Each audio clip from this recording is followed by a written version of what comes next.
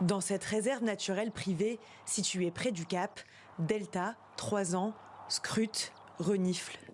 Cette chienne Border Collie a une mission, repérer des tortues. Et pas n'importe quelle espèce, des tortues dites géométriques, en danger critique d'extinction. Nous avons spécifiquement formé ces chiens pour contribuer à la conservation des espèces. Et je trouve ça incroyable de voir que c'est le cas aujourd'hui avec l'espèce de tortue la plus menacée en Afrique du Sud.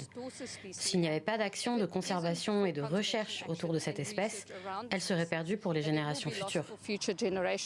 Pour ce type de recherche, ces chiens sont 5 fois plus efficaces que les humains. Avec leur odorat, ils peuvent même repérer les nouveau-nés.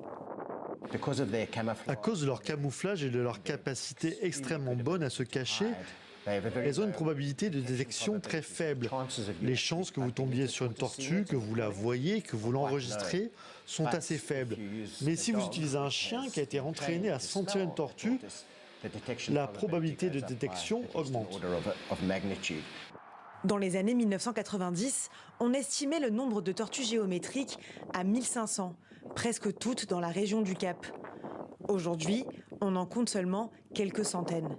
En cause notamment la destruction de leurs habitats, menacés par l'agriculture et par la construction de routes. Et plus leur habitat diminue, plus elles sont vulnérables aux aléas climatiques et aux attaques de prédateurs. Les populations de l'espèce sont si faibles qu'il ne faudrait pas grand-chose pour que l'espèce s'éteigne. Comme sa population est probablement de l'ordre de quelques centaines, et que cette population est répartie sur plusieurs sites différents, il ne faudrait pas grand-chose pour que chacune de ces petites populations disparaisse progressivement. L'objectif est de les identifier, mesurer, peser et enregistrer ces tortues dans une base de données. Un recensement essentiel à leur préservation.